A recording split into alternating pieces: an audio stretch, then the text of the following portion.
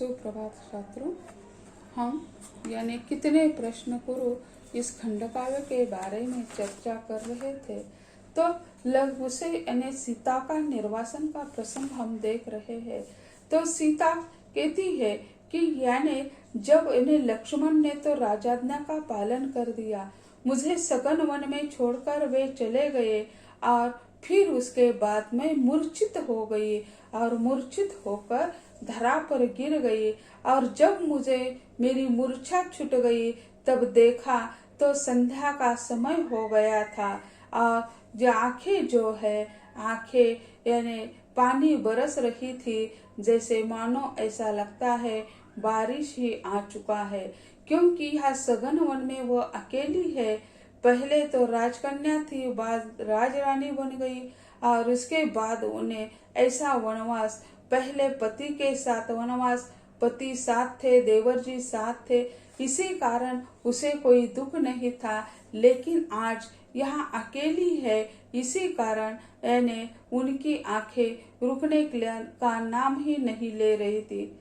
जाने पिछले जन्मों में क्या मैंने पाप किया था, पति का वियोग पग पग पर प्रारब्ध स्वरूप मिला था।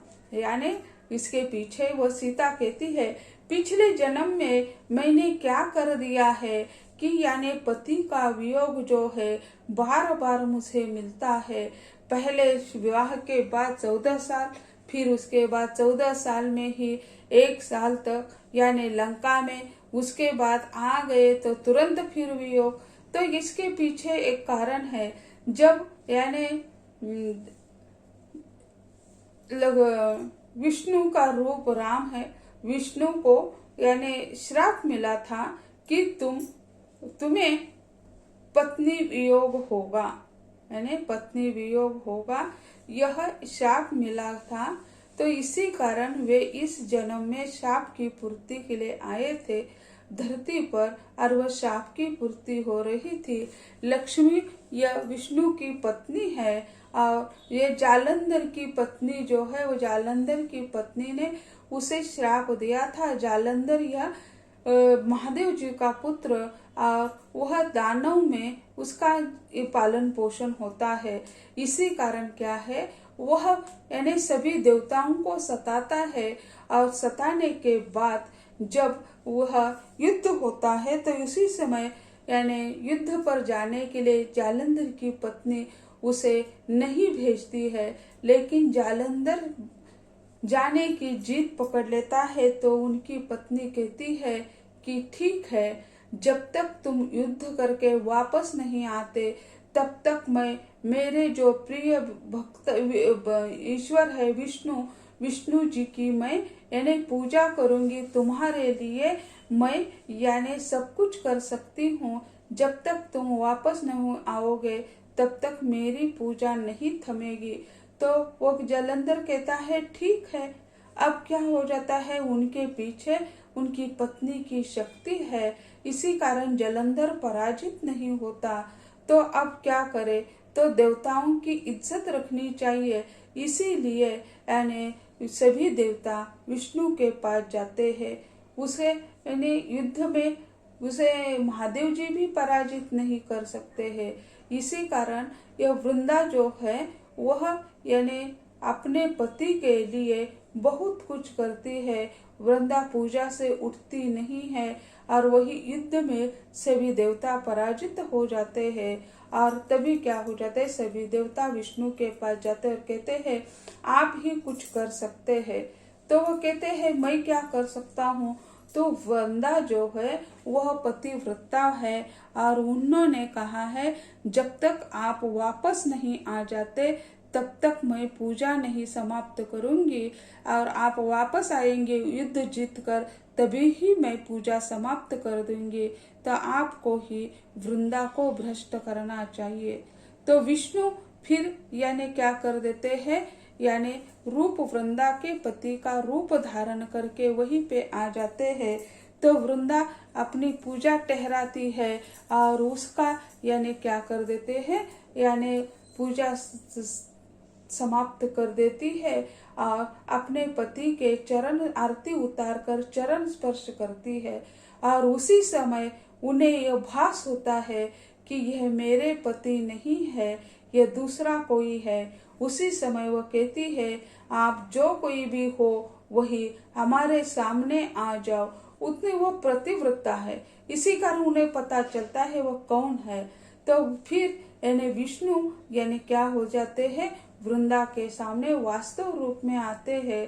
तो वो कहती है, जब मैं पाप की पूजा अर्चना करती थी तब आपने कभी मुझे दर्शन नहीं दिया, लेकिन आज इस छल से आपने मुझे यानी क्या कर दिया कि दर्शन दे दिया। ये ठीक नहीं किया। आपको भी यानी क्या होगा, पत्नी वियोग होगा। इतने में जलंधर आ जाता है। तो वृंदा कहती है, नहीं, अब तुम्हारी वृंदा नहीं है, वह जल में समाहित हो जाती है।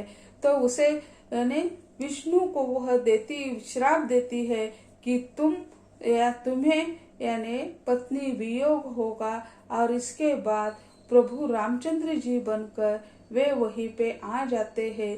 लेकिन ये लक्ष्मी जो है विष्णु की पत्नी, उन्हें पता नहीं है पूर्व जन्म की कहानी। लेकिन यहाँ राम को भी पता नहीं है वे कौन है, विष्णु है या कुछ है। तो वह स्वयं को कहती है सीता कि क्या मेरे पूर्व जन्म में मैंने क्या पाप किए हैं कि मुझे पति वियोग ही मिल रहा है, कि इन्हें वृंदा से मिला हुआ ये श्राप है। इस श्राप की पूर्ति अब यहीं पे हो रही है। पति का वियोग जो है पग पग पर मुझे मिल रहा है, प्रारब्ध स्वरूप मुझे मिल गया है। तुम मर्यादा पुरुषोत्तम, तुमने तो दैव न माना, तुमने तो नियति विजित की, पुरुषार्थ न छोटा जाना। यानी तुम तो मर्यादा पुरुषोत्तम हो और तुमने तो दैव न माना, तुम तो दैव मानते नहीं है, तुम तो यानी कार्य को, कर्तव्य को श्रेष्ठ मानते हैं।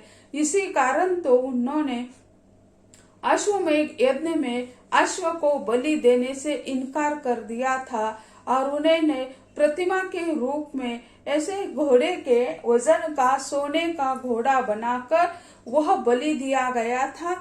और वह सोने का जो सोना था वह जनता में बांट दिया था, दान के रूप में बांट दिया था। तुम तो दैव मानने वाले नहीं है, तुम तो क्या है, यानी तुमने तो नियति को विजित की, पुरुषार्थ न छोटा जाना। फिर कैसे जनपद चर्चा तुम पर हावी बन बैठी, या अपने मन की शंका दुखिया भावी बन बैठी। तुम तो जनता के प्यारे थे बचपन से ही, और तुम कैसे जनपद चर्चा पर विश्वास हो गया, यानी कैसे हावी हो गए। इतना कुछ करने वाले जनता के लिए ये राम यानी कैसे यानी इतने छोटे बन गए। जो जनता कहती है वह मान गए, लेकिन उन्होंने स्वयं जाकर सुन लिया था कि यानी लोग क्या क्या कहते हैं, जो धोबी है वह भी क्या कहता है। तो इसी कारण वह कहती है तुम बहुत छोटे बन गए और तुमने जनता की चर्चा तुम पर हावी हो गई, या अपने मन की शंका दुखिया भावी बन बैठी, या जनता की बात आपको बुरी लगी, या आपके मन की शंका जो है वह हावी हो गई, उससे आप अलग नहीं हो गए हैं। यानी यह किसका भ्रम है, जनता की बात मानकर या स्वयं को यानी स्वयं की शंका जो है उसी को दूर करने के लिए आपने मुझे वन भेजा है। तुम मेरी सुचिता पर फिर से संदेह दिखाया, जन निंदा के माध्यम से अपना सवाल दोहराया। जब यानी लंका से उसकी मुक्ति हो रही थी उसी समय भी उन्होंने लक्ष्मण को कहा कि तुम यहाँ चिता जलाओ। तो वो कहता है कि क्यों चिता जलाए, आज तो आनंद का दिन है, मैं तो भाभी को लाने के लिए जा रहा था लेकिन आपने मुझे रोक लिया और हनुमान जी को भेज दिया और आप मुझे कहते हैं चिता जलाओ, यह मुझसे नहीं होगा। तो वो कहते हैं कि आपको जलानी होगी। तो वो जिद पकड़ता है कि उसका कारण क्या है। तो राम कहते हैं कि उस चिता को पार करके ही सीता हमारे पास आएगी, वो सुचित है, यह सिद्ध करना है। तो वो लक्ष्मण विरोध करता है, वो कहता है ये मुझसे नहीं होगा, माँ के समान है, और क्या एक माँ को ऐसे ज्वाला से बाहर निकालने का आदेश हम नहीं दे सकते हैं। इसके लिए मुझे आपसे युद्ध करना पड़े तो भी मुझे मंजूर है, लेकिन यह मैं माँ के लिए नहीं करूँगा। तब वह लक्ष्मण जी उन्हें लक्ष्मण को राम समझाते और कहते हैं, सीता यह तो वास्तव में सीता है ही नहीं है। जब यानी मुझे एक दिन पहले सीता का हरण होने के पहले दुस्वप्न आया था, उसी समय सीता पर संकट आने वाला है ऐसा मुझे लगा था। तो उसी समय मैंने सीता को अग्नि देवता के पास भेज दिया है, और यहाँ सिर्फ सीता की मूर्ति छाया है, और मूर्तिमंत सीता अग्नि देवता के पास है। तो अग्नि देवता को बुलाना चाहिए, इसीलिए यह यानी चिता जलानी है, तुम्हारी भाभी यानी अग्नि देवता से हमें मिलने वाली है। तब वो कहते हैं ठीक है, मंजूर है। तो ऐसे वो कहती है सीता, तुमने मेरी सुचिता पर फिर से संदेह दिखाया। वहां तो लंका से आने के पहले आपने तो मुझे यानी वही चिता से ले लिया, स्वीकार लिया, सुचिता मेरी वही आप प्रमाण मान लिया। जन निंदा के माध्यम से अपना सवाल दोहराया। लंका के लोग भी कह रहे थे, अरे सीता माता पवित्र है, उसको स्पर्श भी नहीं कर सके है रावण, आप क्या उसको ऐसी सजा दे रहे हैं। तो उनकी जो सहेलियां थी लंका में, वह भी बहुत रोती है, उन्हें क्या पता उसका यह माजरा क्या है, ये क्या समस्या है। वो भी रोती है और वो कहती है सीता माता पवित्र है, उसे ये ऐसी सजा मत दीजिए। तब राम कहते हैं, नहीं, आप सभी मेरी माता के समान है, मेरे कार्य में कृपया कोई विघ्न न डाले, और ये अगले साल में या आगे सीता पर कोई सवाल न उठाए। अगर अपनी सीता पर कोई सवाल उठाए तो हमें बहुत दुख होगा, इसीलिए आप कृपया शांत हो जाइए।